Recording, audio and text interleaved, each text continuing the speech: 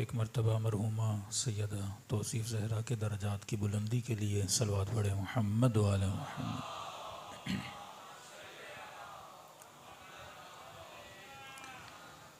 بسم اللہ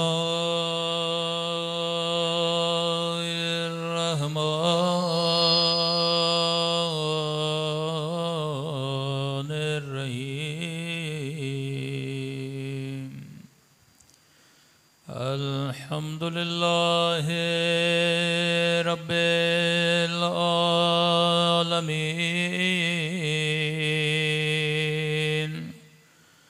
الحمد للہ کما هو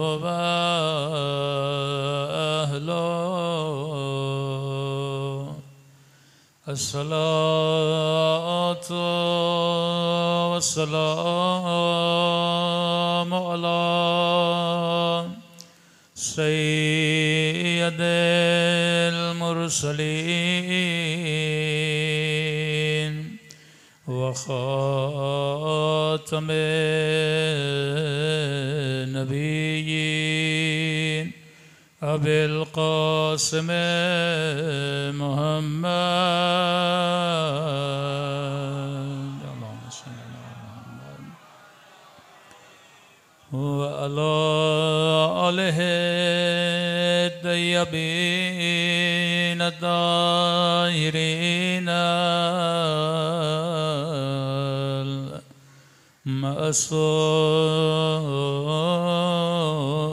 معصومین۔ سب مل کے اپنے مولا کے ظہور کی دعا۔ اللہم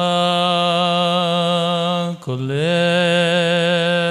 ولیک حجت ابن الحسن صلواتک علیہ وعلی فی هذه الساعة وفي كل وليا وحافظا وقائدا ودليلا وعينا حتى تسكنه أرضك وتمتعه فيها طويلا برحمتك يا أرحم الراحمين۔ صلوات پڑھیں۔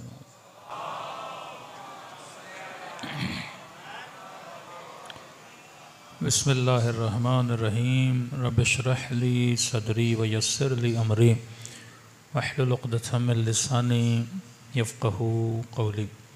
اما بعد فقط قال سبحانہ تعالی بسم اللہ الرحمن الرحیم کل نفس ذائقۃ الموت۔ صلوات پڑھیں محمد وعلی محمد۔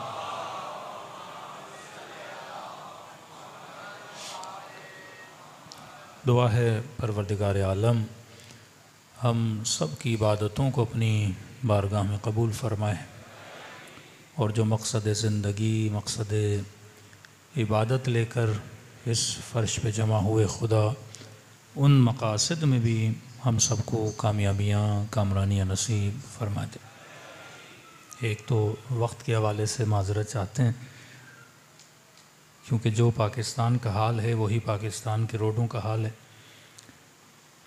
ہم تقریباً 7:30 پونے 8 کے قریب نکلے اور ابھی 10 بج رہے ہیں، تو اس کی معذرت چاہتے ہیں۔ مجلس ترحیم، مقصد مجلس ترحیم تاکہ مرحوم کی روح کو ایصال ثواب پہنچایا جائے۔ خود مجلس ترحیم رکھنا اس عقیدے کی بنیاد ہے کہ مرنے کے بعد کوئی کائنات ہے، اور جو ارواح اس کائنات میں رہتی ہیں اگر انہیں کہیں سے کوئی اجر ملے گا تو وہ بھی اسی دنیا سے جانا ہے، مطلب جو وہاں بیٹھا ہے اس نے بھی فائدہ لینا ہے تو وہ اس دنیا سے فائدہ لے گا۔ تبھی فرمایا دنیا مزرعۃ الآخرہ، کہ دنیا آخرت کی کھیتی ہے۔ وہ جنت کا کنسپٹ ہو یا جہنم کا تصور ہو، جنت بھی جنم لیتی ہے اسی دنیا سے، اور جہنم بھی بنتی ہے تو اسی دنیا سے۔ مطلب اگر دنیا نہ ہو تو کوئی جنت نہیں، دنیا نہ ہو تو کوئی جہنم نہیں۔ یہاں پہ ہم عمل کرتے ہیں جس کا نتیجہ جنت ہے، یہاں پہ ہم برائیاں کرتے ہیں جس کا نتیجہ جہنم ہے۔ ایک مرتبہ امیر المومنین کی احادیث ہیں مذمت دنیا میں، کہ فرمایا علی کے نزدیک دنیا کسی حیوان کے ناک کے پانی کے برابر بھی ارزش نہیں رکھتی، یا کبھی یہ کہیں کہ علی نے دنیا کو 3 مرتبہ طلاق دی، یا کبھی یہ کہیں کہ دنیا کی حکومتیں علی کے نزدیک مچھر کے پر کے برابر بھی نہیں ہیں۔ جب یہ حدیثیں ایک مومن، ایک اہل بیت کا چاہنے والا سنتا ہے تو اس کے ذہن میں کانسیپٹ کریٹ ہوتا ہے کہ دنیا اچھی چیز نہیں ہے، تو ہو سکتا ہے وہ تارک الدنیا بن جائے، 24 گھنٹہ مسجد میں گزارنے لگے، دن کو روزہ رکھ کے رات کو پوری رات مصلی پہ بیٹھ جائے۔ لیکن اسے کہتے ہیں روحانیت، جس کی اہل بیت نے پھر سے مذمت کی۔ اب سمجھ نہیں آتی کہ مولا ایک طرف کہیں کہ دنیا بد، دوسری طرف جو دنیا کو چھوڑے اس کی بھی مذمت کی جا رہی ہے۔ کہ یہی تو کمال دین ہے۔ دین کا مطلب ہے دین میں نہ افراط ہے نہ تفریط ہے۔ کہ کلو وشربو ولا تسرفو، کھاؤ پیو، ہم تجھے کھانے پینے سے منع نہیں کرتے لیکن اسراف نہ کرو۔ پھر کہا کبھی ایسے نہ بنو کہ جن کے ہاتھ گویا گردن سے بندھے ہوئے ہیں اور ایک پائی بھی لوگوں کو دینے کے لیے تیار نہیں، جن کے ہاتھ مغلول بندھے ہوئے ہیں۔ پھر کہا اس کی طرح بھی نہ بنو مبسوط، اتنے ہاتھوں کو کھول دو کہ خود ہی فقیر بن جاؤ۔ نہ عطا میں افراط ہونا چاہیے، نہ بندہ کنجوس اتنا ہو کہ اپنے ہاتھوں کو کھولے ہی نہ، مطلب نہ مٹھی بند ہونی چاہیے نہ ہاتھ کھلا ہونا چاہیے، بیچ کے راستے میں۔ فرمایا طریق الیمین والشمال، سیدھا راستہ، الٹا راستہ، یہ گمراہی کا راستہ۔ فرمایا والطریق الوسطی ہی الجادہ، جو بیچ کا راستہ ہے یہی ہدایت کا راستہ ہے۔ اب یہ میانہ روی انسان نے اپنی زندگی میں پیدا کرنی ہے، مطلب نہ اتنا بندہ عبادت میں گم ہو جائے کہ دنیا کو بھول جائے، اور نہ اتنا انسان دنیا میں گم ہو جائے کہ اللہ کو بھول جائے۔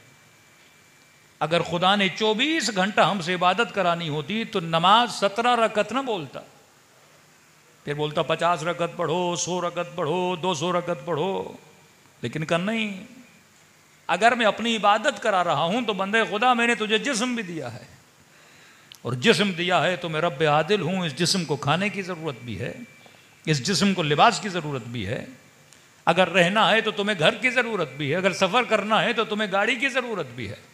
تو اسلام قطعاً منع نہیں کرتا کہ گھر نہ بناؤ، گاڑی نہ بناؤ، لباس نہ بناؤ، بہترین لباس پہنے تو علی کا چاہنے والا، بہترین گھروں میں رہے تو علی کا چاہنے والا۔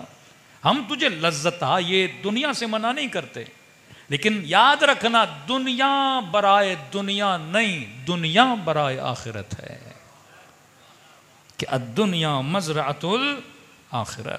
اور یہ حکمت قرآن ہے کہ 115 مرتبہ قرآن میں لفظ دنیا آیا اور اتنی ہی مرتبہ لفظ آخرت آیا۔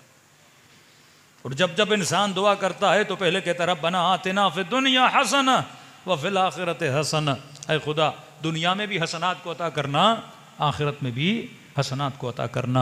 اور یہی دعا ہے جو انسان اپنی نمازوں میں مانگتا ہے۔ تو جس انسان نے اپنی دنیا اور آخرت میں تعادل کو پیدا کر دیا اس کی زندگی حقیقی زندگی ہے۔ جس نے روحانیت کو اختیار کیا، دنیا کو چھوڑ دیا اور 24 گھنٹہ مصلوں پہ چلا گیا، اس کی بھی مذمت کی ہے کہ رسول کے خدا کے پاس ہے، یا رسول اللہ ایک جوان ہے جس نے بس مصلی بچھا دیا ہے، 24 گھنٹہ گھروں سے نہیں نکلتا، کہتے ہیں شادی کرو تو شادی کرنے کے لیے تیار نہیں ہے، کہتے ہیں کاروبار کرو، ارے میں کما کے کیا کروں کروں گا میں نے تو مر جانا ہے. کہتے ہیں ذرا محنت کرو زحمت کرو کہ ساری محنتیں میں مسلح پہ کروں گا. نبی نے فرمایا اگر کاروبار کرنا برا ہوتا تو میں رسول کبھی تجارت نہ کرتا.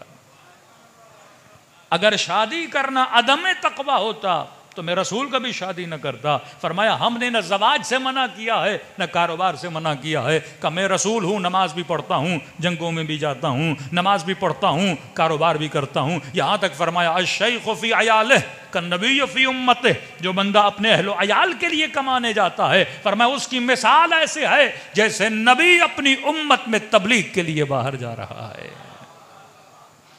جو حلال روزی کے لیے روڈ پہ ریڑھی لگا کے کھڑا ہے, یہ نہ سمجھے کہ میں کوئی معمولی انسان ہوں ایک ریڑھی لگائی ہے. اللہ کی نگاہ میں تم بالکل ایسے ہو جیسے نبی اپنی امت میں تبلیغ کے لیے باہر نکلا تھا. زندگی کو صحیح راہ پہ گزارنا, صحیح سمت میں گزارنا.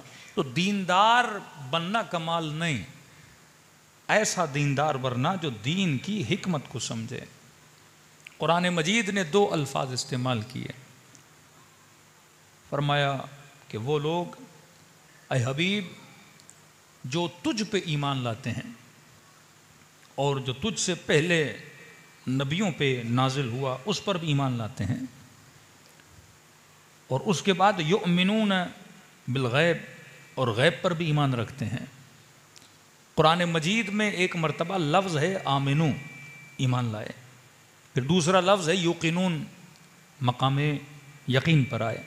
کہا یہ فرق ایمان اور فرق یقین کیا ہے؟ ایک مرتبہ میں اسلام میں داخل ہوا پر اسلام میرے اندر داخل نہیں ہوا. کہا کہ یہ اسلام کے اندر آ گئے, لیکن فرمایا حبیب ابھی تک اسلام ان کے اندر داخل نہیں ہوا.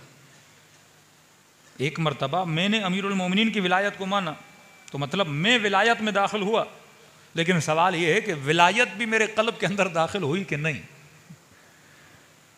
ایک مرتبہ میں امام حسین کے حرم کے اندر آ گیا ہوں, لیکن سوال یہ ہے کہ مولا حسین بھی میرے دل کے اندر آئے کہ نہیں آئے. تو فرمایا حبیب کہہ دو یہ اسلام کے اندر آ گئے ہیں کہ یدخلون فی دین اللہ افواجا, کہ لوگ دین اسلام کے اندر داخل ہو گئے. لیکن حبیب کہہ دو کہ ابھی تک تم اسلام لائے ہو, ایمان نہیں لائے. ایمان کا مطلب کہ وہ دین جو میرے قلب کے اندر داخل ہو جائے. اور یہ کب ہوتا ہے کہ جب انسان مقام یقین پہ پہنچتا ہے. موت انسان کو یقین کی منزل تک لے جاتی ہے. امیر المومنین مسجد میں گئے, دیکھا ایک جوان ہے چہرے کا رنگ اڑا ہوا ہے. مولا نے کہا طبیعت صحیح ہے؟ تو جوان نے کہا کہ مولا میں یقین کی منزل پہ فائز ہو گیا ہوں. امام نے اس کا ہاتھ پکڑا اور کہا کہ یقین کہاں, کہ یہ بہت بڑی منزل ہے. کہا کہ مجھے دلیل دو, مجھے کیسے پتا لگے کہ تم یقین کی منزل پر ہو. تو کہنے لگا کہ مولا رات کو جب سو رہا تھا تو میں نے اپنے اعمال کا حساب و کتاب کرنا شروع کر دیا کہ اتنی جو زندگی گزاری ہے, نیکیاں کتنی کی ہیں, برائیاں کتنی کی ہیں, اور حساب و کتاب کرتے کرتے گویا میں نے اپنی آنکھوں سے جہنم کو بھی دیکھا, جنت کو بھی دیکھا. اگر میں نے یہ گناہ کیا ہے تو اس کی یہ سزا ہے, اگر یہ نیکی کی ہے تو اس کی یہ جزا ہے. کہتے ہیں اس تصور نے پوری رات مجھے سونے نہیں دیا. آپ میرے چہرے کو دیکھ سکتے ہیں, میری آنکھوں کی لالی کو دیکھ سکتے ہیں کہ مولا میں کتنا پریشان ہوں. امام نے فرمایا ہاں, جس کی نیندیں فکر آخرت اڑا دے سمجھو وہ مقام یقین پہ آ چکا ہے. کہ کئی لوگ کہتے ہیں نا مولانا ہم فلسطین کے مظلوم لوگوں کے مناظر دیکھ نہیں پاتے, دیکھتے ہیں تو انزائٹی اور ڈپریشن میں چلے جاتے ہیں. تو بعض نے کہا مولانا ہم نے آج کے بعد وہ دیکھنا چھوڑ دیا ہے. علماء کہتے ہیں نہیں چھوڑو نہیں, دیکھو, کیونکہ دیکھو گے تو مردہ ضمیر بیدار ہوگا. یہ دیکھنا بیدار کرتا ہے. کوئی کہے کہ مولانا میں مولا حسین کے مصائب برداشت نہیں کر پاتا تو لہٰذا میں نہیں سنتا. کہا نہیں سنو, تاکہ تمہارا دل کیا ہو جائے, بیدار ہو جائے. نہیں دیکھو گے تو بیدار نہیں ہوگے نا. کہ احساس نعمت کب ہوگا؟ چھوٹی سی بیماری ہے, بندہ شکایت کرے کہ پروردگارا میں اتنا بیمار ہو گیا. مولا فرماتا ہے صحت کی قدر کرنی ہے تو ہاسپٹل کا کم از کم ہفتے میں ایک دن, ایسے ہی جس طرح پارک گھومنے چلے جاتے ہو نا, کبھی ہاسپٹل گھومنے چلے جایا کرو. کہ فرمایا کبھی ہفتے میں ایک دن قبرستان گھومنے چلے جایا کرو. پھر بڑی غور سے ان قبروں کو دیکھا کرو, پھر ان کے ناموں کو پڑھا کرو کہ ان قبروں میں سوئے ہوئے صرف بوڑھے نہیں ہیں، ان میں جوان بھی ہیں، ان میں بچے بھی ہیں، ان میں انجینئر بھی ہیں، ان میں حاکم بھی ہیں، ان میں مولوی بھی ہیں۔ یہ دلیل ہے کہ ہر انسان نے ایک دن مٹی میں مل جانا ہے۔ پھر جب ہاسپٹل جاؤ گے، ان بیماروں کو دیکھو گے، ان کی آہوں کو سنو گے، ان کی چیختی ہوئی صداؤں کو سنو گے، پھر کہو گے الحمدللہ، اے خدا تیرا شکر ہے تو نے مجھے صحت عطا کی ہے۔ تو کبھی کبھی اس سوئے ہوئے وجود کو اٹھانے کے لیے کئی چیزوں کو دیکھنا پڑتا ہے۔ کائنات پر آنکھوں کو بند کرنا کمال نہیں ہے۔ اہل بیت کا مقصد یہ تھا کہ سوئے ہوئے انسان کے ضمیر کو کیا کیا جائے؟ بیدار کیا جائے۔ تو ابھی ہم مقام علم پر ہیں، ہمیں کہاں تک جانا ہے؟ مقام یقین تک جانا ہے۔ مثلا دور سے آپ نے کہیں دھواں دیکھا تو آپ کو علم ہوا کہ وہاں پہ آگ ہے۔ یہ پہلی منزل اور خفیف ترین منزل ہے علم کی۔ پھر آپ آگے بڑھے اور آپ نے آنکھوں سے آگ کو دیکھا، آپ کے علم میں اور اضافہ ہوا۔ پھر آپ اور آگ کے قریب گئے، آپ نے حرارت کو محسوس کیا۔ آپ کی آنکھوں شاید دھوکہ ہو کہ دکھنے میں آگ ہے پر شاید آگ نہ ہو، تصویر میں آگ ہے، کوئی 3D تصویر ہو، لیکن جب آپ حرارت کو محسوس کرو گے تو آپ کو پتہ لگے گا واقعاً اس کی گرمی بتاتی ہے یہ آگ ہے۔ آخری منزل ہے جب آپ اس آگ میں ہاتھ کو ڈالو گے تو ہاتھ کا جلنا بتائے گا کہ واقعاً تو حق یقین کی منزل پہ پہنچ چکا یہ آگ ہے۔ آگے قراتی مثال دیتے ہیں، کہتے ہیں بیلچے کی مثال ہے۔ بیلچے کا جو سر ہے جو آپ کے ہاتھوں میں ہوتا ہے، کہتے ہیں وہ کبھی زنگ آلود ہوتا ہے، کبھی میلا ہوتا ہے، لیکن جو نیچے خود بیلچا ہے جس سے آپ زمین کو کھودتے ہیں، کہتے ہیں وہ ہمیشہ چمکتا ہے۔ وجہ کیا ہے؟ کیونکہ وہ 24 گھنٹہ مٹی کے ساتھ مشغول رہتا ہے، اور جتنا مشغول رہتا ہے اسے کبھی زنگ نہیں لگتا، وہ چمکتا رہتا ہے۔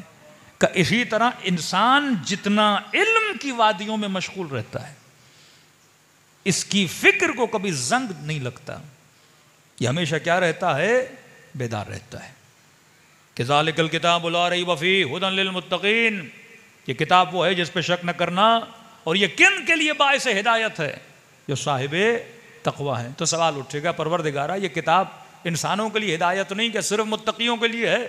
فرما نہیں، ہدایت ھدی للناس بھی ہے، لیکن سوال یہ ہے کہ ہدایت لے گا کون؟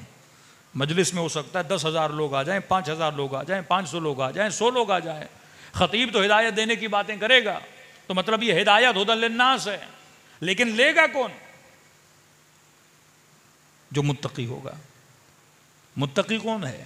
ایک استاد جب کلاس روم میں جاتا ہے وہ پڑھاتا سب کو ہے، لیکن کامیاب ہو کے نکلتا کون ہے؟ جو پڑھاکو بچہ ہے، جو مشغول رہتا ہے، جو ٹائم کو ضائع کرتا ہے، جو کھیل کود میں رہتا ہے، وہ کبھی قابل اسٹوڈنٹ نہیں بن پاتا۔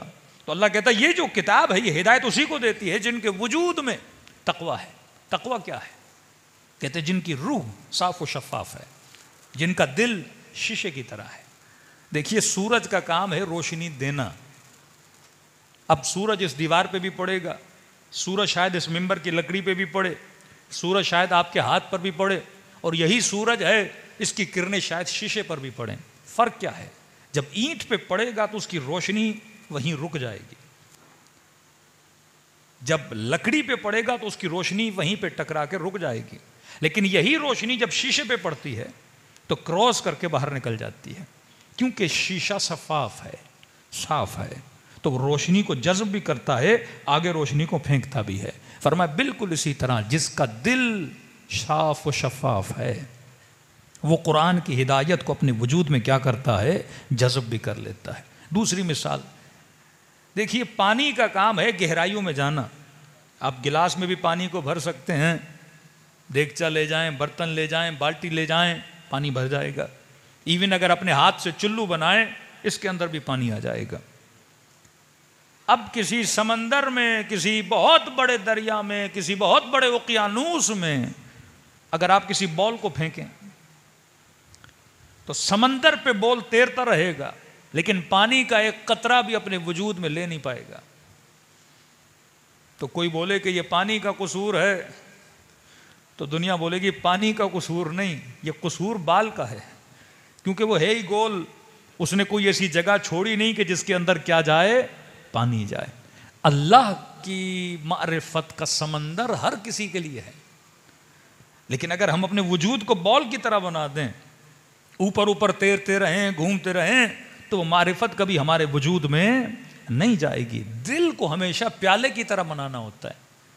جب دل پیالے کی صورت پکڑتا ہے تو خدا کی معرفت بھی اس قلب کے اندر داخل ہو جاتی ہے۔ پھر علماء مثال دیتے ہیں، ایک انسان وہ ہے جو سویا ہوا ہے، اسے 2 مرتبہ اگر کوئی بلائے گا کہ جناب جاگ جائیے تو وہ جاگ جائے گا، لیکن اگر کوئی سونے کی ایکٹنگ کر رہا ہے، اسے 100 بار بھی بلایا جائے، لات بھی ماری جائے، وہ کبھی جاگنے والا نہیں ہے۔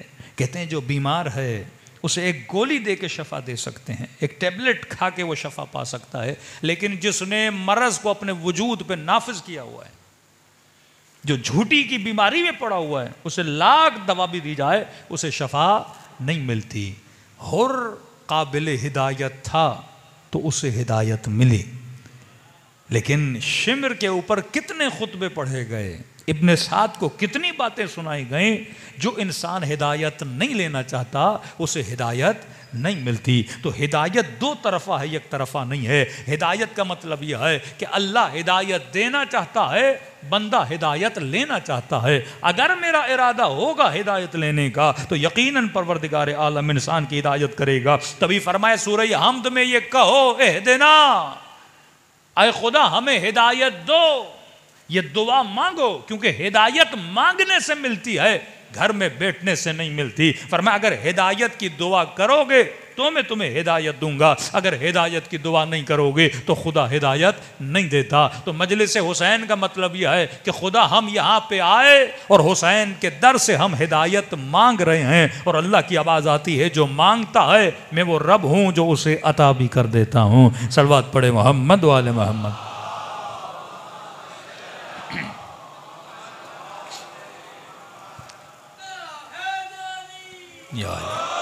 تو کئی چیزیں انسان نے مانگنی ہے، تو ایک تو انسان کی زندگی میں تعادل ہونا چاہیے، دوسرا بہترین زندگی یقین کی زندگی ہے۔ میں یقین کو سمجھانے کے لیے کئی مثالیں کئی مجالس میں بتاتا ہوں۔ ایک مثال کئی بار بتا چکا ہوں کہ مثلا آپ سب کو علم ہے کہ آخرت ہے، جہنم ہے، جنت ہے، لیکن سوال ہے کیا مجھے یقین بھی ہے اس جنت کا، اس جہنم کا؟ تو اہل بیت فرماتے ہیں اگر کسی کو یقین ہو جائے وہ کبھی بھی اللہ کی نافرمانی نہ کرے۔ یہ یقین انسان کو عصمت کا مقام دیتا ہے، گناہ سے روکتا ہے۔ ایک عصمت جو اللہ کی طرف سے عطا کردہ، ایک عصمت اکتسابی جو ہم محنت کر کے اس عصمت کو کیا کرتے ہیں، کسب کرتے ہیں۔ جس طرح اولیاء اللہ، جس طرح آپ کے عرفاء، علماء، جن سے انسان نے زندگی میں کبھی گناہ دیکھا نہیں، تو وہ اس عصمت پہ کیسے پہنچتے ہیں؟ وہ مقام یقین کی وجہ سے۔ اب نوجوانوں کو سمجھانے کے لیے مثال دے رہا ہوں کہ کسی چیز کا علم ہونا اور ہے، کسی چیز کا یقین ہونا اور ہے۔ مثلا مجلس ترحیم ہے، جب انسان مر جاتا ہے، ہم سب کو علم ہے کہ جو انسان مر جائے وہ کسی کو کوئی نقصان نہیں دے سکتا۔ آدمی زندہ ہو تو شرارت بھی کر سکتا ہے، لڑائی بھی کر سکتا ہے، زبان سے لوگوں کو نقصان دے سکتا ہے، عمل سے لوگوں کو نقصان دے سکتا ہے، چوری اور ڈاکے سے، دہشت گردی سے لوگوں کو نقصان دے سکتا ہے، لیکن مرا ہوا جسم چاہے یزید کا بھی ہو وہ نقصان نہیں دے سکتا۔ یہ ہر کسی کو پتا ہے کہ بھائی مردہ کبھی انسان کو نقصان نہیں دیتے، اسے کہتے ہیں نالج۔ آپ کو علم ہے کہ مردہ نقصان نہیں دیتا، لیکن پورے مجمع میں سے اگر کسی مومن کو یہ بولا جائے کہ بھائی فلاں جگہ پہ کسی بندے خدا کا انتقال ہو گیا ہے اور اس کے گھر میں کوئی نہیں ہے اور ہم بڑے بزی ہیں، تو آپ ایک کام کریے کہ ایک رات اس مردے کے ساتھ گزار دیجیے۔ بھئی یہیں پہ مردہ خانہ بھی ہے نا مین روڈ پہ، تو بول جائے آپ تو مومن صاحب ہیں، ہم کیسٹ سے قرآن نہیں چلانا چاہتے، یہ چھوٹا سا قرآن ہے، آپ کو 5-10 ہزار عیدی بھی دی جائے گی، تو یہ جو مردے خانے کے اندر جتنے مردے ہیں ہم ان کا جنازہ نکالتے ہیں، تو آپ پوری رات اکیلے خالی بلڈنگ میں اکیلے مردے کے ساتھ قرآن پڑھ لیجئے۔ قرآن پڑھنا ثواب، اور آپ تو خود کہہ رہے ہیں کہ مردہ نقصان نہیں دیتا۔ کتنے لوگ بیٹھیں گے؟ اب یہاں پہ حقیقت وسوسہ، حقیقت وہم، حقیقت انزائٹی اور ڈپریشن کلیئر ہو جاتی ہے. جو مقام یقین پر ہے خدا اسے اطمینان دیتا ہے، اور جسے اطمینان مل گیا وہ کبھی ڈپریشن میں نہیں جاتا، وہ کبھی وسوسوں میں نہیں جاتا. ہمارے اوپر وہ چاہے طاغوت کی حکومت ہو، وہ چاہے یہود و نصارہ کی حکومت ہو، یا چاہے یہود و نصارہ کے ہم شکل جو بھی بیٹھے ہیں ان کی حکومتیں ہوں، یہ انسان پہ حاکمیت کب کرتے ہیں؟ جب انسان کے اوپر وہم کا غلبہ ہوتا ہے. وہم کس چیز سے کریٹ ہوتا ہے؟ امیجنیشن سے کریٹ ہوتا ہے. آج ہم مور دین 16 آورز موبائل پہ، سوشل میڈیا پہ تصویریں دیکھتے ہیں. تصویریں کیا بناتی ہیں؟ امیجنیشن بناتی ہیں. اخبار سنتے ہیں، امیجنیشن بن جاتی ہے. امیجنیشن سب سے زیادہ وہم کو کریٹ کرتا ہے. جب آپ رات کو سوچتے ہیں تو وہ جو خواب و خیالات، جو غیر صادق خواب انسان کو آتے ہیں، وہ کریشن ہوتی ہے ہماری امیجنیشن کی.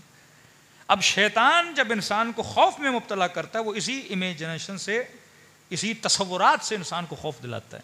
کیونکہ ہمارا ذہن بہت فاسٹ ہے. فاسٹ کس طرح ہے کہ اگر آپ کو فون آ گیا خدا نخواستہ اور کسی نے کہا کہ جناب آپ کے بیٹے کا بڑا خطرناک ایکسیڈنٹ ہو گیا، ہائی وے پر ہیں اور ایکسیڈنٹ ہو گیا اور فون کٹ گیا، تو آپ کا ذہن ایکٹیو ہونا شروع ہو جائے گا. ذہن فوراً آپ کو رزلٹ دے گا، اور ورس سے ورس رزلٹ دے گا کہ بولے گا ایکسیڈنٹ ہوا، خدا نخواستہ ٹانگ کٹ گئی، بیٹا شاید پتہ نہیں دنیا میں رہا نہیں رہا. اب جب تک دوبارہ فون کال آئے اور آپ کو بتائیں کہ جناب ایکسیڈنٹ ہوا، گاڑی کو نقصان ہوا، لیکن بیٹے کو کچھ بھی نہیں ہوا، لیکن آپ نے تو بیٹے کو مار بھی دیا اور دفنا بھی دیا، اور اس تصور نے آپ کو اتنا آپ کے بی پی ہائی کر دیا، اور شاید خبر سنتے ہی کہ کچھ لوگوں کو اٹیک آ جائے. تبھی فرمایا عقل مند بندہ سب سے پہلے حسن ظن کرتا ہے، پازیٹیو تھنکنگ، اچھا خیال لاتا ہے، اچھا خیال آتا ہے. مومن کا دشمن کیوں بنتا ہے؟ کیونکہ ہم سب سے پہلے برا خیال. غیبت کیوں حرام ہے؟ کیونکہ برا خیال کریٹ کرتی ہے. برا خیال کرو گے تو نفرت پیدا ہوگی، بغض پیدا ہوگا، وجود میں انزائٹی پیدا ہوگی، انسان کے وجود میں برے سیل پیدا ہوں گے، اور انسان کتنا بیمار پڑ جائے گا. تو اسلام وے آف تھنکنگ بھی بتاتا ہے کہ تم نے سوچنا کیسے ہے، اور وہ کب ہوگا؟ جب انسان مقام یقین پہ پہنچے. اب جب کہا کہ مولانا مردہ نقصان نہیں دیتا، اور میں آپ کی بات نہیں، مولوی کو بھی بولا جائے پوری رات بیٹھو، وہ بھی شاید نہ بیٹھے. مسئلہ علم کا نہیں، مسئلہ یقین کا ہے. جب یقین آ جاتا ہے تو پھر عقیدے انسان کو نیک بناتے ہیں. جب یقین آ جاتا ہے تو پھر انسان متقی بن جاتا ہے. کسی عالم نے کہا کہ بعض لوگوں کو عقیدے ہی عیاش بناتے ہیں. کہیں ایسا نہ ہو کہ میرا عقیدتی عیاشی جسے بولتے ہیں، کہ بھائی عقیدے میں تمہیں سارے مسلمانوں سے بہتر ہوں، کیونکہ میں نے اس کو مانا، میں نے اس کو مانا، میں تو یہ کرتا ہوں، میں تو وہ کرتا ہوں، اب تمہیں کیا بن گیا؟ جنتی بن گیا. تو کبھی کبھی یہ عقیدتی عیاشی مجھے اللہ سے کیا کر دیتی ہے؟ دور کر دیتی ہے. لیکن جو فکر اہل بیت کی فرمائے حاسبوا قبل ان تحاسبوا مثقال ذرۃ خیرا یرہ ومثقال ذرۃ شرا یرہ، کہ زندگی کے لمحے لمحے پہ فکر کرنا. کہیں ایسا نہ ہو کہ تمہارا عقیدہ تجھے اعمال میں عیاش بنا دے کہ میں تو مر جاؤں گا اور جنت میں مجھے کون بچائے گا؟ یہی عقیدہ بچائے گا. فرما نہیں، وہاں پہ عقیدہ بھی بچاتا ہے، لیکن عقیدے کے ذیل میں عمل بھی ہونا چاہیے. والعصر ان الانسان لفی خسر الا الذین آمنوا وعملوا الصالحات. فرما یہ نہیں کہ صرف تم ایمان لائے، لیکن شرط ایمان یہ ہے کہ تم عمل صالح بھی کرو، اور شرط عمل صالح یہ ہے کہ وتواصوا بالحق وتواصوا بالصبر، کہ زندگی میں جو صحیح تھا اسے پکڑو اور جو غلط تھا اسے چھوڑ دو. اور یہی تولا اور تبرہ ہے. تولا کا مطلب اچھائیوں کا اعلان کرو، تبرہ کا مطلب برائیوں سے دوری کرو، اچھائیوں کے عاشق بنو. سوال یہ ہے کہ اللہ نے خوف کے ساتھ غم کا لفظ کیوں لایا؟ کیونکہ غم جنم لیتا ہے خوف کی وجہ سے. خبر پہنچی ایکسیڈنٹ ہوا، خوف پیدا ہوا کہیں بیٹا مر تو نہیں گیا. اس خوف نے کیا پیدا کیا؟ غم پیدا کیا. آنکھوں سے آنسو آنا آ گئے. زندگی میں کوئی عمل نہیں کیا، مولانا نے کہا کہ جہنم بڑی سخت ہے. کیا پیدا ہوا؟ خوف پیدا ہوا. خوف نے کیا پیدا کیا؟ غم پیدا کیا. جیب میں 20,000 ہیں اور بیوی نے کہا جناب بل 40,000 کا آ گیا. خوف پیدا ہو گیا. کیا پورے مہینے کا خرچہ کیسے چلے گا؟ اس سے کیا پیدا ہوا؟ غم پیدا ہو گیا. تو پہلے خوف کیا جنم دیتا ہے؟ غم کو جنم دیتا ہے. لیکن کہا کہ جو اولیاء اللہ ہیں لا خوف علیہم ولا هم یحزنون، ان کے وجود میں کوئی خوف نہیں ہوتا. وہ چاہے 30,000 کا لشکر حسین کے مقابلے میں کھڑا ہو، چہرے پہ ذرہ برابر خوف نظر نہیں آتا. جب خوف نہیں تو پھر غم کیسا؟ ایسا نہیں تلواروں کو دیکھ کے علیاذ باللہ کوئی کربلا کا شہید رویا ہو، نہیں، روئے تو حسین کی غربت کی وجہ سے، روئے تو آقا کی پیاس کی وجہ سے. یہ نہیں کہ مولا میرے بدن پہ زخم پڑے ہیں تو میں روں. اور واللہ آج وہ خوف وہ غم، کہتے ہیں نا رول ماڈل ہر زمانے میں. بعض لوگوں نے ولایت کو اور ولایت کے راستے کو تاریخ کے اوراق میں روک دیا. کہتے ہیں ولایت ایک چشمے کی طرح ہے جو رواں ہی رواں رہتا ہے. یہ نہیں کہ راہ ولایت امام زمانہ کی غیبت کبریٰ میں جانے کے بعد بند ہو گئی کا، نہیں. اس راستے پہ تجھے چلتے ہوئے بہت نظر آئیں گے. ایسے ایسے لوگ نظر آئیں گے جو اتنے شہیدوں کے لاشیں اٹھانے کے بعد بھی چہرے پہ نہ خوف ہے نہ غم ہے. اور میں نے کہا آج وہ چہرہ دیکھنا ہے تو سید علی کا چہرہ دیکھو. اتنے رفقا کے جنازے اٹھانے کے بعد چہرہ کیا ہے؟ مطمئن ہے. لا خوف علیہم ولا هم یحزنون. یہ وہ وجود ہے جو مقام یقین پہ پہنچ چکا. لیکن ہمیں بولا جائے کہ ایک سرد خانے میں ایک رات ایک مردے کے ساتھ گزارو. 2 منٹ کے نعرے مارنے والے، بڑی بڑی آواز سے یا علی کہنے والے، لبیک یا حسین کہنے والے. یہاں تو ایک مومن کو قرآن کی ضرورت ہے بھائی. ایک رات بیٹھ جائیے. کہ نہیں مولانا علم ہے کہ مردہ نقصان نہیں دیتا، لیکن کہیں نہ کہیں ذہن میں شک ہے کہ شاید یہ کھڑا ہو جائے. تو بھائی اگر مردہ اٹھ بھی گیا تو خوشی کی بات ہے، خوف کی بات تو پھر بھی نہیں ہے. یہ جو وہم ہے جس نے انسان کو اللہ کی راہ سے دور کر دیا. دشمن کیا بولتا ہے کہ اگر میرا ساتھ نہیں دو گے مال لے لوں گا، جان لے لوں گا، مقام لے لوں گا. یا دوسرا کیا کرتا ہے؟ اپنی طرف رغبت دلانے کے لیے پیسے کی لالچ دیتا ہے. یہ راہ ولایت رکتی نہیں. اس کے مصادیق ہر زمانے میں آپ کو نظر آتے ہیں. رسول خدا کو کہا کہ اے محمد، عرب کی جس لڑکی پہ ہاتھ رکھو، جس قبیلے کے سردار کی بیٹی کے لیے بولو ہم شادی کرانے کے لیے تیار ہیں. فرمایا جتنا سونا بولو تمہارے وزن سے زیادہ. ایک ترازو میں تم بیٹھو، دوسرے ترازو میں ہم سونا رکھیں گے. جو مال چاہیے، دولت چاہیے، ہم تجھے دینے کے لیے تیار ہیں. جو عہدہ بولو ہم تجھے دینے کے لیے تیار ہیں. کا ڈیمانڈ یہ ہے کہ توحید سے ہاتھ ہٹا دو. تو اس وقت نبی نے فرمایا کہ میرے ایک ہاتھ میں سورج رکھو، دوسرے ہاتھ میں چاند رکھو، میں پھر بھی اپنے رب کو چھوڑنے کے لیے تیار نہیں ہوں. ہاں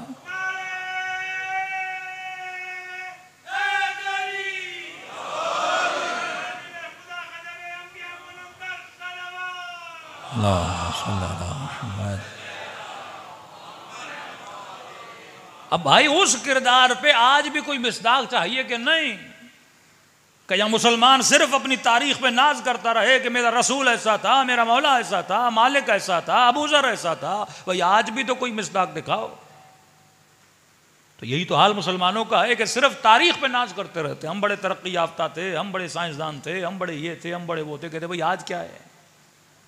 ذلتوں میں تم، خار تم، قرضے والے تم، بھکاری تم، انگریزوں کی حاکمیت میں تم. آج کیا ہے؟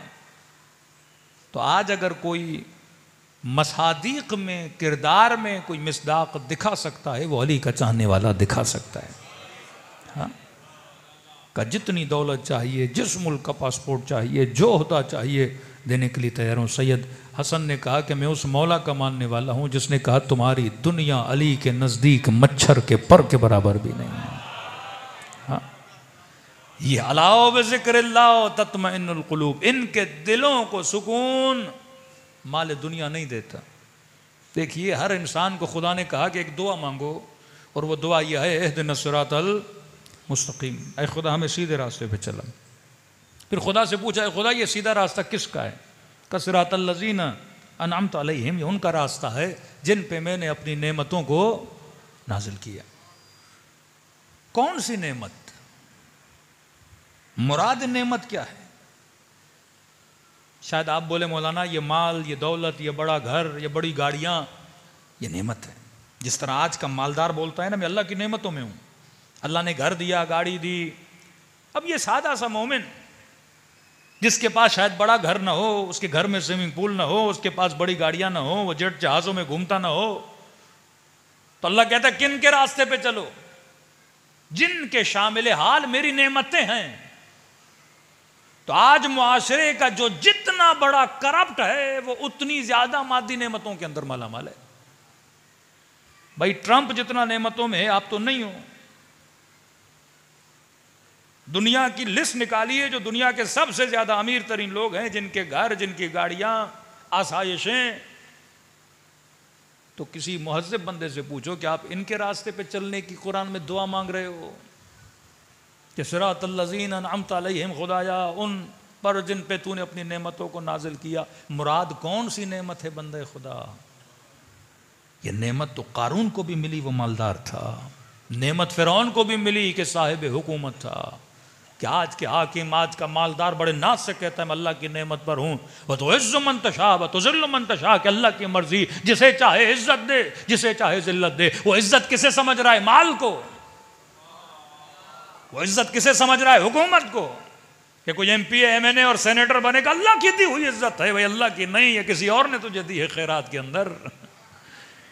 عزت حکومت کا نام نہیں، نعمت نعمت مادی کا نام نہیں کہ ہر مسلمان دن میں 10 مرتبہ یہ دعا مانگتا ہے اہدنا الصراط المستقیم صراط الذین انعمت علیہم، اے خدا مجھے نعمت والوں کے راستے پہ چلا۔ ارے یہ کون سی نعمت ہے؟ کہ یہ نعمت نعمت مادی نہیں، یہ نعمت نعمت معنوی ہے۔ یہ وہ نعمت ہے جو خدا نے زینب کو زندان شام میں مصلی عبادت پہ عطا کی ہوئی تھی۔ وہ یہ نعمت ہے جو اندھیری راتوں میں علی مصلی بچھاتے تھے، نعمت عبادت، معرفت کی نعمت۔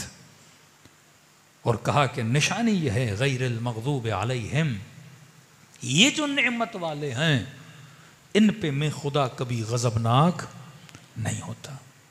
فرعون صاحب نعمت لیکن شامل غضب خدا ہوا۔ اگر غضب نہ ہوتا تو اللہ اسے ڈوب کے موت نہ دیتا۔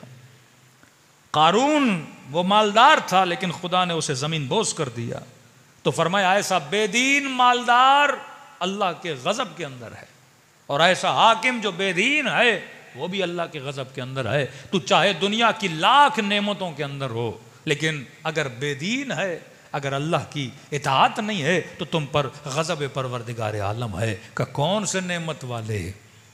کہ یہاں نعمت سے مراد نعمت عبادت ہے، نعمت سے مراد نعمت اطاعت ہے۔ یہ نعمت کس کو ملتی ہے؟ جو مقام یقین پر پہنچ چکا ہے۔ ہم میں سے کوئی پوری رات ایک مردے کے ساتھ نہیں گزارے گا۔ تو آپ کہیں گے مولانا اس یقین تک کیسے پہنچیں؟ فرمایا یقین کی منزل علم کی وادیوں میں تیرنے سے ملتی ہے۔ پہلی بار کوئی چھلانگ لگائے گا دریا میں شاید ڈوب جائے، لیکن ریپیٹڈلی اگر پریکٹس کرتا رہے گا تو وہ اس دریا میں تیراکی کو سیکھ جائے گا۔ تبھی فرمایا وَعْبُدْ رَبَّكَ حَتَّى يَأْتِيَكَ الْيَقِينُ، اللہ کی اتنی عبادت کر یہاں تک کہ خدا تجھے مقام یقین عطا کرے۔ اسے کہتے ہیں ریپیٹیشن آف ایکٹ۔ اگر آپ کسی مردے سے ڈرنا نہیں چاہتے تو اس کا آسان فارمولہ، کراچی میں بھی کئی لوگ ہیں جو مردوں سے نہیں ڈرتے۔ وہ کون ہیں؟ وہ ہے غسال، مردشور، جس کا کام مردوں کو دھونا ہے۔ اس کو بولو کہ کسی مومن کا انتقال ہوا، رات کے 2 بجے بھی آئے گا، مردہ دھو کے جائے گا۔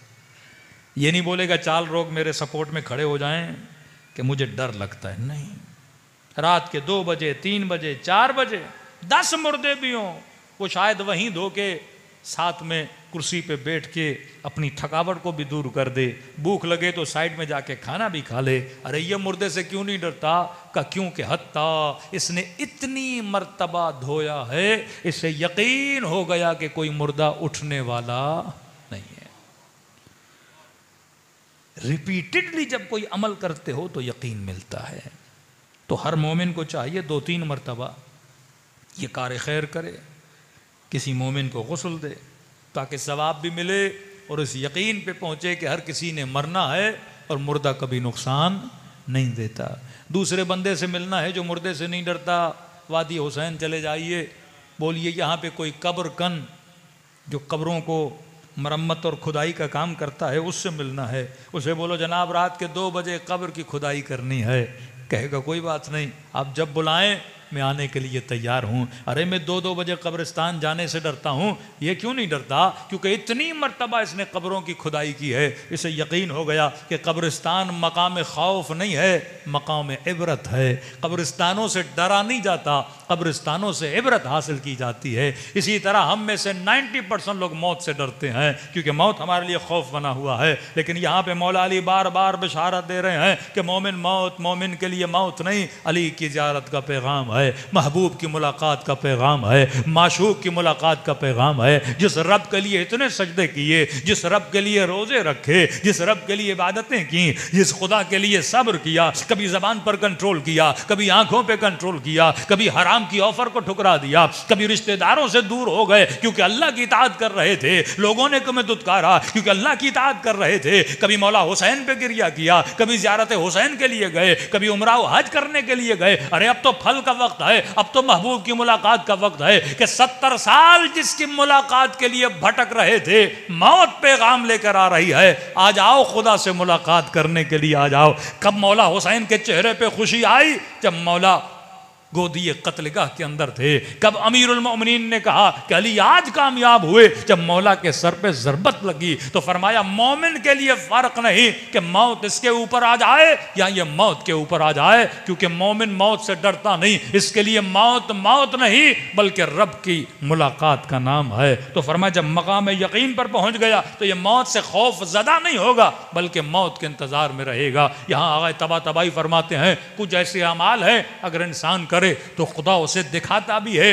بتاتا بھی ہے کہ مومن تمہاری موت کب آئے گی, پھر اس موت کے لیے تیاری کرتا ہے. اگر ہم خواب میں اپنی جنت کو دیکھ لیں, اگر ہم اپنی برزخ کے باغ و گلزارات کو دیکھ لیں تو پھر انسان انتظار کرے گا. کہتے ہیں ایک جھلک, آغا طباطبائی کہتے ہیں ایک جھلک نماز شب کے درمیان اللہ نے مجھے ایک حسین فرشتہ دکھایا. کہتے ہیں اس کے نور کو جب میں نے دیکھا, اس کی چمک کو میں نے دیکھا, اس کے حسن کو میں نے دیکھا تو پوری زندگی سے انتظار میں تھا کہ موت کب آئے گی اور اس فرشتے کی ملاقات کب ہوتی ہے. فرمایا نیک بندوں کے لیے ملک الموت اتنا حسین بن کے آتا ہے, اگر اس کے حسن کو خدا کائنات پہ آشکار کر دے تو لوگوں کے بدن سے ان کی روحیں پرواز کر کے چلی جائیں. تو فرمایا موت مومن کے لیے موت نہیں بلکہ رب کی ملاقات کا پیغام ہے. تو ہم ان مقامات پہ تب پہنچتے ہیں جب انسان مقام یقین پہ پہنچتا ہے. یقین تب آتا ہے جب انسان ریپیٹڈلی نیکیوں کو کرتا جاتا ہے. ہم 2 دن اچھی نمازیں پڑھتے ہیں پھر چھوڑ دیتے ہیں, 4 دن قبرستان جاتے ہیں پھر چھوڑ دیتے ہیں. ہر ہمسائے کے گھر میں موت کا پیغام آتا ہے اور آپ کو یہ بتاتا ہے کہ تو نے بھی ایک دن چلے جانا ہے. اگر آج وہ گیا کل تمہاری باری ہے, اگر آج وہ جوان دنیا میں نہیں کل تم نہیں ہوگے. تو فرمایا موت نہ بوڑھے کے لیے ہے نہ صرف بوڑھے کے لیے ہے. فرمایا موت نہ جوان دیکھتی ہے نہ بوڑھا دیکھتی ہے نہ بچہ دیکھتی ہے, اور یہ پیغام لے کر آتی ہے کہ اس انتظار میں نہ رہنا کہ بوڑھے ہوگے تو مروگے. فرمایا میں کبھی بھی آ سکتی ہوں, تو لہذا ہر انسان کو ایسے تیار رہنا چاہیے جیسے حبیب ابن مظاہر موت کے لیے تیار تھے, جیسے جناب سعید موت کے لیے تیار تھے, جیسے جناب جون موت کے لیے تیار تھے. مولا نے کہا کہ جون چلے جاؤ. حسین نے جہاد بیعت اٹھا لی تمہارے ہاتھوں سے. اتنے بوڑھے تھے کہتے ہیں آنکھوں کے ابرو اٹھانے پڑتے تھے جون کو, کمر جھکی ہوئی, اور اتنا جلیل القدر کہ رسول کا صحابی, ابو ذر کا صحابی, مولا حسن کی غلامی, امام حسین کی غلامی, اہل بیت کے گھر میں جو بچہ جوان ہوا وہ جناب جون کی گودوں میں کھیل کے جوان. امام نے کہا کہ بیعت اٹھا لی جون, زندگی کے آخری لمحات ہیں, ہم تجھے مرتا ہوا دیکھنا نہیں چاہتے, چلے جا مدینے, آخری زندگی کے لمحات کسی باغ میں جا کے گزار، آسائش زدہ جگہ پہ جا کے گزار۔ آنکھوں میں آنسو آ گئے، کہنے لگا کہ مولا وہ غلام کیسا جو خوشیوں میں ساتھ رہے پر مصیبتوں میں چھوڑ کے چلا جائے۔ امام نے کہا ہم نے آزاد کیا، اب جانا بھی ہے تو میرے بیٹے زین العابدین کے پاس جاؤ، میں نے اپنی غلامی سے آزاد کر دیا۔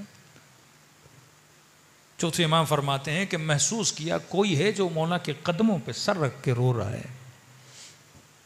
آنکھیں کھلی، دیکھا چچا جون ہے۔ کہا کیوں رو رہے ہیں؟ کہ مولا حسین نے آزاد کر دیا کہ اب جانا ہے تو کسی کی غلامی میں خود جانا چاہتے ہو تو زین العابدین ہیں۔ تو کہا کہ چچا جون آپ خوش رہیے، بابا نے جہاد اٹھا لیا، جنت کی بشارت ابھی آپ کو دے دی ہے، نہیں چاہتے کہ ہم آپ کو لڑتا ہوا دیکھیں، نہ آپ کی ایج ہے نہ آپ کی ایسی عمر ہے، کمر جھکی ہوئی ہے نہ آپ گھوڑے پہ بیٹھ سکتے ہیں۔ تو کچھ جملے کہے جس سے میرے مولا کی آنکھوں میں آنسو آئے۔ فرمایا مولا کہیں ایسا تو نہیں کہ دنیا والے بولتے ہیں تیرا رنگ کالا ہے، تیرے بدن سے بو آتی ہے، مولا شاید مجھے قابل نہیں سمجھ رہے کہ یہ کالے رنگ والا دوسرے رنگوں میں شامل ہو جائے۔ فوراً امام حسین کے پاس لے کر آئے، اور جب مولا نے یہ بات سنی تو امام نے فوراً جون کو اپنے سینے سے لگا لیا۔ فرمایا جون یہ باتیں یہاں نہ کرو، اس گھر میں رنگ نہیں دیکھا جاتا، انسان کا عمل دیکھا جاتا ہے، حسب و نسب نہیں دیکھا جاتا، لوگوں کا کردار دیکھا جاتا ہے۔ کہ جاؤ میں نے اجازت دی، جہاد کی۔ کہتے خود امام حسین سے گھوڑے پہ سوار کرانے کے لیے آئے، لیکن اتنے بوڑھے تھے کہ گھوڑے پہ بیٹھ نہیں پا رہے تھے۔ آخر میں کہا مولا چھوڑیے میں پیدل ہی جاؤں گا میدان۔ ایک ہاتھ میں نیزہ لیا، ایک ہاتھ میں تلوار لی، جھکی ہوئی کمر کے ساتھ لشکر یزید کو مخاطب کیا۔ یہ وہ ہے جو موت کا عاشق ہے، جو راہ خدا کے جہاد میں اپنی جان دینے کا عاشق ہے۔ ایک جوان جب دعا کر رہا تھا نا کہ اے خدا میں تم سے وہ مانگ رہا ہوں، خیر ما سألک عبادک الصالحون، جو تم سے عباد الصالحین مانگتے تھے، مجھے وہ عطا کر، بہترین چیز عطا کر۔ نبی نے فرمایا جوان جانتے ہو اگر یہ دعا قبول ہو جائے تو تجھے کیا ملے گا؟ یا رسول اللہ کیا ملے گا؟ فرمایا اگر یہ دعا استجابت کے مقام پہ پہنچے تو خدا تجھے مقام شہادت عطا کرے گا۔ کہ رب کی طرف سے بہترین خیر اگر کسی مومن کے لیے ہے وہ شہادت ہے۔ جون اس خیر کو حاصل کرنے کے لیے کربلا کے میدان میں اترا، گھوڑا نہیں، ایک ہاتھ میں نیزہ ایک ہاتھ میں تلوار، للکارا لشکر یزید کو، آؤ کس کے مقابلے میں؟ رجز پڑا، میں کون ہوں؟ میں حیدر کرار کا غلام ہوں، میں حسین ابن علی کا غلام ہوں، میں سبط رسول کا غلام ہوں۔ تعارف کرایا۔ ابن سعد نے کہا کون ہے جو للکار رہا ہے؟ کہا کہ غلام حسین جون۔ تنزین کہا کہ حسین پہ اب یہ وقت آ گیا کہ بوڑھوں کو میرے مقابلے میں بھیج رہا ہے، جو گھوڑے پہ بھی نہیں بیٹھ سکتے، جن کے ہاتھوں میں راشا ہے، جو صحیح سے تلوار بھی نہیں پکڑ سکتے۔ کامیر ایک تیر اور ایک تلوار کی مار ہے جون، اجازت دیجئے جائیں اور قصے کو تمام کریں۔ کہ نہیں، میں جانتا ہوں کہ اس غلام سے اہل بیت کے گھر کا بچہ بچہ محبت کرتا ہے، اور جب محبوب کو تکلیف ہوتی ہے آنکھوں سے آنسو تو آتے ہیں۔ تو کہا کہ امیر کیسے؟ کہا نہیں اسے تیر سے نہ مارنا، اسے تلوار سے نہ مارنا، اسے نیزے سے نہ مارنا۔ کہ پھر کیسے ماریں جون کو؟ کہ 10-15 لوگ گھوڑوں پہ سوار ہوں اور اس کا گھیراؤ کریں۔ کہ امیر گھیراؤ کر کے کیسے ماریں؟ تیر سے بھی نہ ماریں، تلوار سے بھی نہ ماریں، نیزے سے بھی نہ ماریں۔ کہ نہیں، سب پتھر اٹھاؤ اور غلام حسین کو پتھر مارو۔ یہ کربلا میں اصحاب حسین کا پہلا اور آخری شہید ہے جسے پتھروں سے مارا گیا۔ کہتے ہیں للکارتا رہا آؤ میرے مقابلے میں، کوئی آگے نہیں بڑھا. کہتے ہیں دور سے پتھر مارتے تھے، اور جب پتھر برسے بدن پہ زخم آئے، یہ بوڑھا شیر جب زمین پہ گرا، چند اصحاب ہیں آپ انگلیوں پہ گن سکتے ہیں جن کے جنازوں پہ امام حسین خود گئے ہیں. کربلا کی جنگ بڑی مختصر جنگ ہے، زور عاشور کے بعد جنگ شروع ہوتی ہے تو 2.5 گھنٹے کی جنگ ہے. اتنا وقت نہیں تھا امام حسین کو کہ ہر صحابی کے لاشے پہ جائیں. کبھی حملے کو روکتے تھے، کبھی خیموں پہ قریب آنے سے روکتے تھے. لیکن ان چند اصحاب میں ایک کا نام جناب جون ہے، ناقل راوی لشکر یزید کا ہے. کہتا میں نے دیکھا کہ حسین ابن علی دوڑے دوڑے جون کے جنازے پہ پہنچے. کہتا میں نے زندگی میں نہ کبھی ایسا آقا دیکھا، نہ کبھی ایسا غلام دیکھا، نہ کبھی ایسی الفت اور محبت دیکھی جو غلام نے آقا سے کی اور آقا نے اپنے غلام سے کی. دو طرفہ تعلق ہے، یہ تعلق اہل بیت. کہ کیا دیکھا تو نے؟ کہا دور سے دیکھ رہا تھا کہ حسین جو ان کے جنازے پر تھے اور اس کا سر خاک کربلا سے اٹھا کے اپنی گود میں رکھتے تھے، اور یہ غلام پھر اپنا سر واپس خاک پہ پھینک دیتا تھا. گویا یہ کہہ رہا تھا مولا یہ گود میرے لیے نہیں، علی اکبر کے لیے بنی ہے. شاید یہ سوچ کے اپنا سر ہٹاتا، مولا میرا سر آپ کی گود میں ہے، آپ کا سر کس کی گود میں ہوگا مولا؟ کہتا ہے کئی بار حسین سر رکھتے تھے یہ سر پھینکتا تھا، سر رکھتے تھے یہ سر پھینکتا تھا. کہتا ہے اب عجیب عمل دیکھا میں نے اس آقا سے، اپنے غلام سے اظہار محبت کا. کہتا ہے جب غلام راضی نہ ہوا نا کہ سر حسین کی گود میں رکھے، تو کہتا ہے میں نے خود دیکھا کہ حسین نے اپنے سر کو جھکانا شروع کیا، یہاں تک کہ حسین نے اپنا رخسار جون کے رخسار پہ رکھ دیا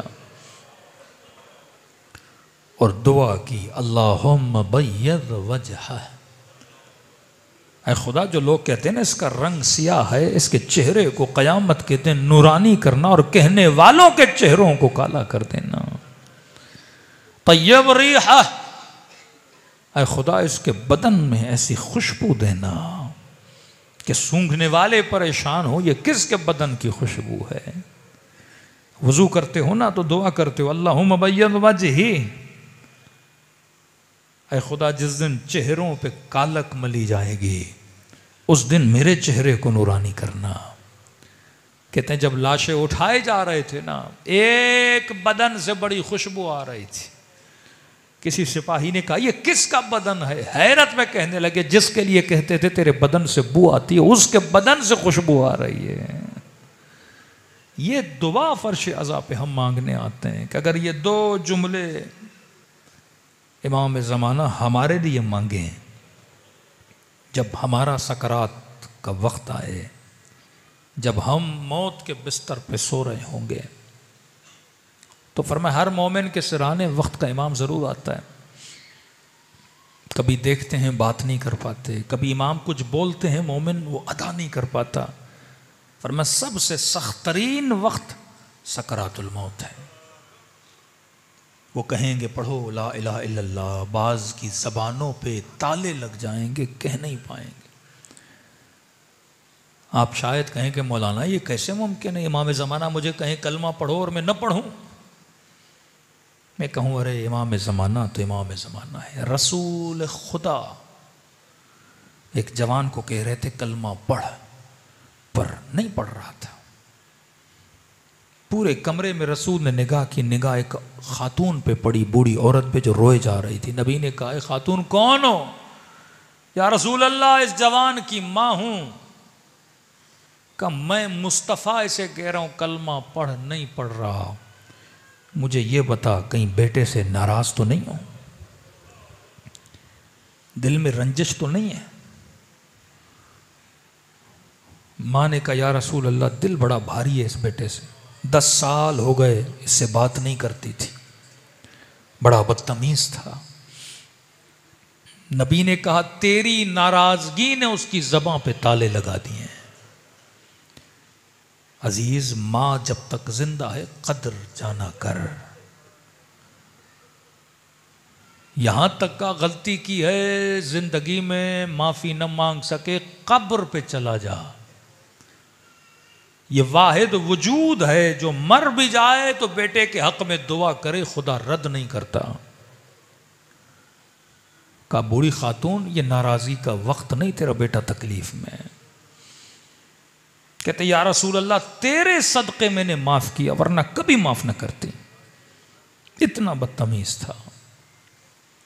یہاں ماں نے معاف کیا، یہاں زباں سے تالے کھلے اور اس نے کلمہ پڑھا۔ اب تصور کرو جس سے اس کا امام ناراض ہو۔ کیوں ہر شہید کا سر جب مولا کی گود میں آتا تھا دیکھ کے بس ایک جملہ کا ہر شہید نے، وہ حبیب ہو، وہ سعید ہو، وہ جون ہو، حضرت عباس علمدار ہو، ایک ہی جملہ کہ مولا الرویت، کہ ہم سے راضی ہو گئے۔ مولا کہتے تھے نا میں بھی راضی، میری اماں زہرا بھی راضی، ان کی روحیں پھر پرواز کر جاتی تھی۔ بس یہ دعا ہو کہ جب سکرات کا وقت آئے تو امام زمانہ بس اتنا کہیں کہ مومن میں تم سے راضی ہوا، دلوں کو کربلا کی طرف روانہ کریں، اس ہستی کو سلام کریں جس کو سلام کرنے کے لیے ملائکۃ اللہ کربلا آتے ہیں، سلام کرنے کے لیے آسمانوں سے انبیاء نزول فرماتے ہیں۔ اور مولا فرماتے ہیں جو خلوص دل سے ہمارے جد کو سلام کرے خدا سلام کے بدلے اسے ثواب زیارت حسین عطا کرتا ہے۔ پوچھا مولا کوئی نشانی بتائیے کہ ہم نے سلام کیا اور قبول ہوا؟ فرمایا جب سلام کرو اگر نہ چاہتے ہوئے تیری آنکھوں سے آنسو آ جائیں، فرمایا یہ مت سمجھنا یہ تیرے آنسو ہیں، حسین نے تجھے تیرے سلام کا جواب بھیجا ہے۔ مختصر مصائب قبولیت دعا کے لیے، مرحومہ کی روح کی درجات کی بلندی کے لیے خدا ہر مرحوم کے سفر برزخ کو آسان فرمائے۔ مشکل ترین سفر برزخ کا سفر ہے۔ ایک عالم جب بیٹے کے خواب میں آئے کہ بابا واپس دنیا میں آئے کون سا کام کرو گے؟ نماز پڑھو گے، قرآن پڑھو گے؟ کہ بیٹا یہ سارے اعمال کرنے ہیں اپنی جگہ، لیکن اگر خدا ایک گھنٹہ دینا دنیا میں آنے کا، میں معصوم کی قبر کی زیارت پہ جاؤں گا، کیونکہ میں دنیا میں اگر 40 مرتبہ امام کی زیارت پہ گیا، ہر زیارت کے بدلے 3 مرتبہ برزخ میں مجھ سے ملنے کے لیے آئے، اور تمہیں نہیں پتا کہ زیارت کا ثواب کتنا ہے۔ اور وہ معصوم کہے کہ جب سلام کرو گے تو ہم ثواب زیارت دیں گے، تو اس زیارت کے بدلے میں بھی برزخ میں امام یقیناً ملاقات کے لیے آئیں گے۔ ایسے سلام کریں جیسے بہن نے اپنے بھائی کے زخمی جنازے کو دیکھ کے سلام کیا، رو کر کہا انت اخی وابن امی۔ تعجب سے بی بی نے کہا کہ کیا تو ہی میرا حسین ہے؟ کیا تو ہی میری اماں کا بیٹا حسین ہے؟ کسی نے کہا مولا بہن کیا بھائی کو نہیں پہچانتی تھی؟ کہ پوچھنے لگی کیا تو ہی میرا حسین ہے؟ کیا تو ہی میرا ماجایا ہے؟ میرے چوتھے امام فرماتے ہیں کیسے پہچانتی؟ بدن 2 چیزوں سے پہچانا جاتا ہے، یا کپڑوں سے پہچانا جاتا ہے یا سر سے پہچانا جاتا ہے۔ کہ میرے بابا کے بدن پہ لباس نہیں تھا، اس بدن پہ کوئی سر نہیں تھا۔ جب اپنے مردوں کے جنازے اٹھاؤ نا تو رش کی نگاہ سے دیکھ کے اس مردے کو کہا کرو بڑے خوش نصیب ہو آج تیرے بدن پہ کفن ہے، لیکن کہ ہمارے بابا کے بدن پہ کفن نہیں تھا، بدن پہ سر نہیں تھا۔ تبھی 40 سال روتے رہے کہ بہن نے نہیں پہچانا، اور وہی بہن جب گودی قتل گاہ میں پہنچی تو کیا دیکھا؟ ایک 4 سالہ بچی ہے جس نے خود کو بابا کے بدن پہ گرایا ہوا ہے۔ تعجب سے پوچھا سکینہ تو نے بابا کو کیسے پہچانا؟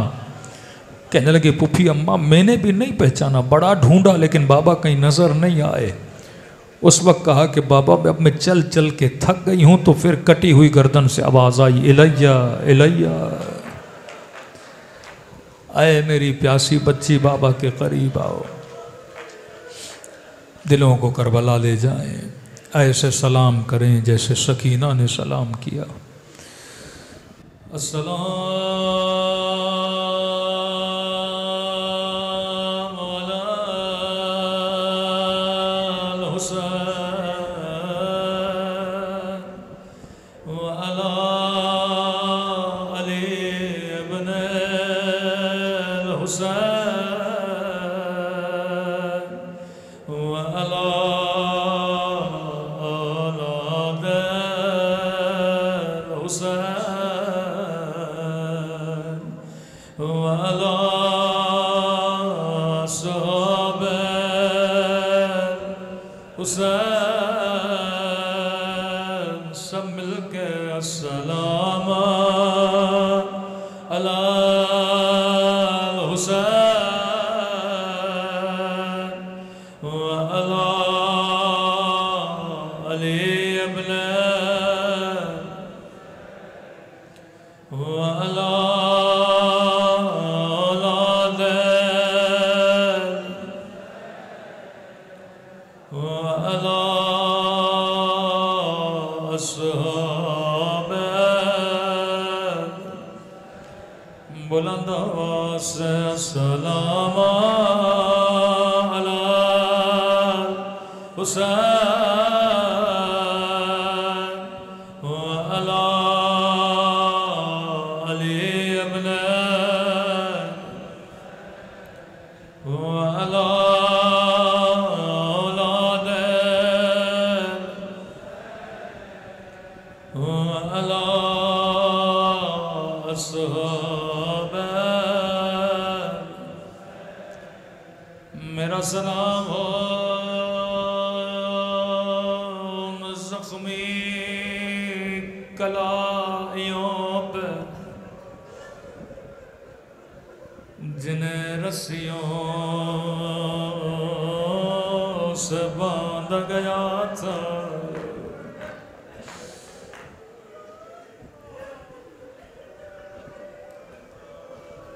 سنو گے یہ کس کی کلائیاں ہیں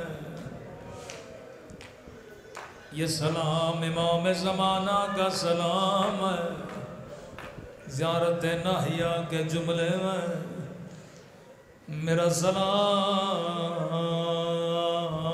ان زخمی کلائیوں پہ جنہیں رسیوں سے باندھا گیا میں نے اپنے استاد سے کہا یہ کس کی کلائیاں ہیں جسے امام زمانہ یاد کر کے رو رہے ہیں کہنے لگے یہ زینب کی کلائیاں ہیں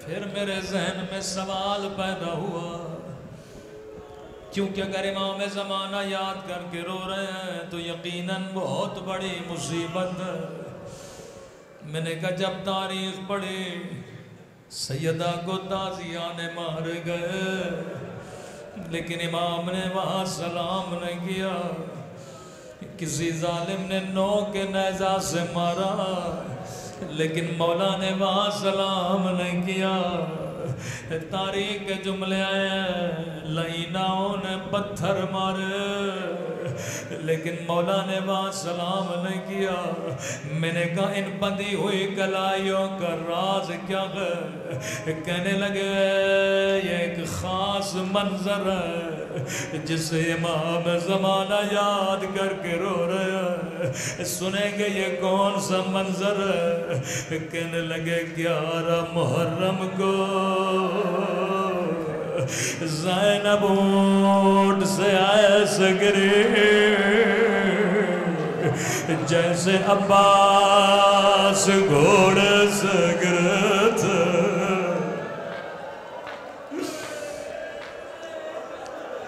شاید کوئی کم سن مومن کا مولانا یہ کیا کہہ دیا کہ زینب ایسے گری جیسے عباس گھوڑے سے گرے تھے بھلا کیسے ممکن ہے زینب کے تو بازو سلامت غازی کے بازو سلامت نہیں تھے میں نے کہا جواب میں نہیں دوں گا جا جا کے زیارت ناہیہ پڑھو. امام زمانہ فرماتے ہیں میرا سلام میری ان پپھیوں پہ او جن کے ہاتھوں کو ان کی گردنوں سے باندھ گیا. زینب ایسے گرے جیسے عباس گھوڑے سے گرے تھے.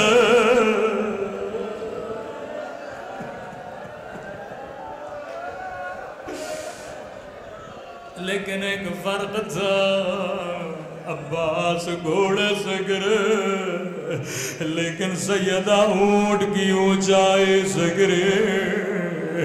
جب غازی گرے تو حسین نے سر کو گودی میں لیا لیکن جب سیدہ گری کوئی اٹھانے والا نہیں. نامحرموں کا مجمع ہے.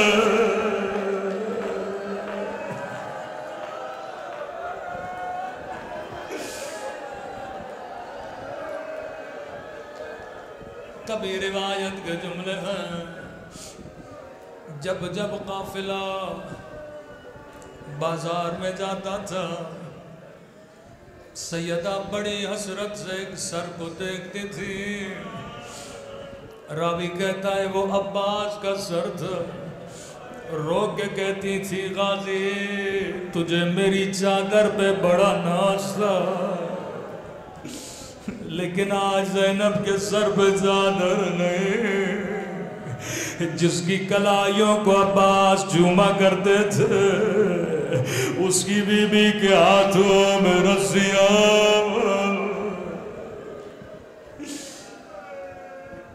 وہ ظلم ہوا جس کی مثال تاریخ میں نہیں ملتی. ملتا ہے گودی میں جناب سکینہ تھے. مولا حسین کا فرمان شیعو جب جب پانی پیو میری سکینہ کی پیاس کو یاد کیا کرو. بچی کے لیے پانی سیدہ کے لیے کلائیاں امام زین العابدین کے لیے شرابی کا دربار. ہر خاص منظر نے ایک بی بی کو بڑی بڑی تکلیف دی ہیں. کہتے ہیں جیسے قافلہ بازار میں آیا ننھی سی بچی نے دھیمے سے کہا پھوپھی اماں مجھے بڑی پیاس لگی ہے. سیدہ نے کہا سکینہ دیکھ تو رہی ہو یا پانی دینے والا کوئی نہیں پتھر مارنے والے بہت. چھت پہ ایک مومنہ بیٹھی تھی. اس کے کانوں سے آواز ٹکرائی. دوڑی دوڑی گئی گلاس میں پانی بھرا آ کر بی بی زینب کو دیا. کہنے لگی قائدی بی بی میں تیری بچی کو پانی پلاؤں گی. سیدہ نے پانی سکینہ کو دیا. کہنے لگی قائدی بی بی جب تیری بچی پانی پی لے میرے لیے کچھ دعائیں کر دینا. بی بی نے کہا سب دیکھ رہے ہیں تو ہی پانی لے کر کیوں آئی ہو. کہتی ہے قائدی بی بی میرے مولا کا فرمان اللہ کبھی قیدیوں کی دعا رد نہیں کرتا.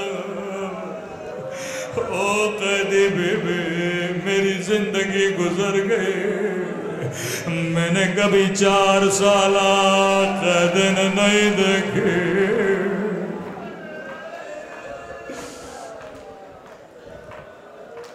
تو دعا کرو گی اللہ قبول کرے گا. سیدہ زینب نے فوراً سکینہ کو دیکھا. کہنے لگی سکینہ ہم سید کسی کا احسان نہیں اٹھاتے. سکینہ پانی بعد میں پینا پہلے اس کے لیے دعا کرو.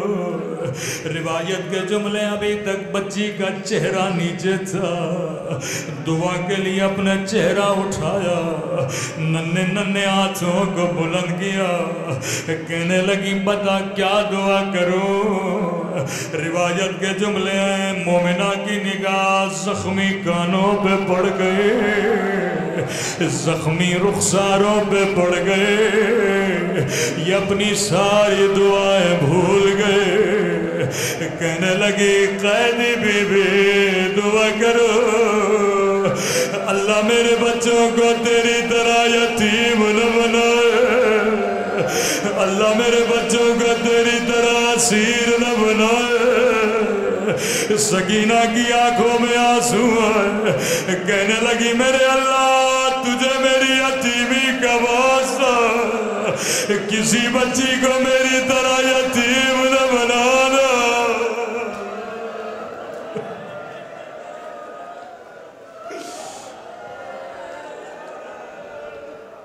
ہاں مومنہ بتا دوسری دعا کیا کروں؟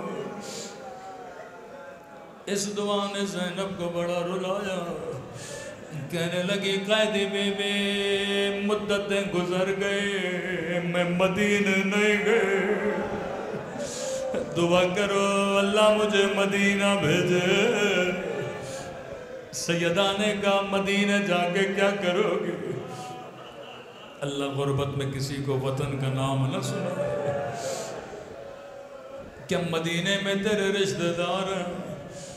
کہتی ہے قیدی بی بی کیسی باتیں کر رہی ہو، مدینے میں میرے رسول کا روضہ ہے، مدینے میں میرے رسول کے نواسے کا گھر ہے، مدینے میں اس کا گھر ہے جس نے مجھے قرآن پڑھانا سکھایا، جس کی وجہ سے میرے سر پہ چادر ہے، مدینے میں میرا عباس ہے، مدینے میں میرا حسین ہے، مدینے میں میری آقا زادے۔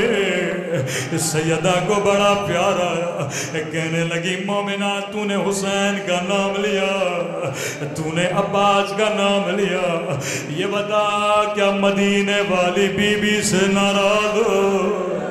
تو نے اس کا نام نہیں بتایا، اتنا سننا تھا قیدی بی بی کیسی باتیں کر رہی ہو، میں اپنی بی بی سے ناراض ہو جاؤں، لیکن قیدی بی بی میری مجبوری سمجھو۔ کیسی مجبوری؟ او قیدی بی بی یہ بازار کا ماحول ہے، نامحرموں کا مجمع ہے، میں اپنی بی بی کا نام نہیں لے سکتے۔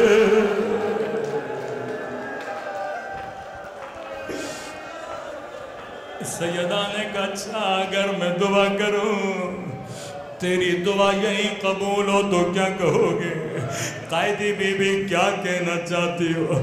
کہ اگر مدینے والے بازار میں نظر آئے تو کیا کہو گے؟ اتنا کہنا تھا مومنہ کو جلال آیا، کہنے لگی قیدی بی بی دعا نہیں کرنی نہ کر، لیکن میری بی بی کو بدعا تو نہ دے، میری بی بی تجھ جیسی قید نہیں کہ بازاروں میں آئے۔ اتنا سننا تھا زینب کو جلال آیا، اپنا چہرہ اٹھایا، کہنے لگی ام حبیبہ نہیں پہچانا، انا زینب بنت علی، ارے وہ دن گزر گئے میرا حسین مار گیا، میرا عباس مار گیا۔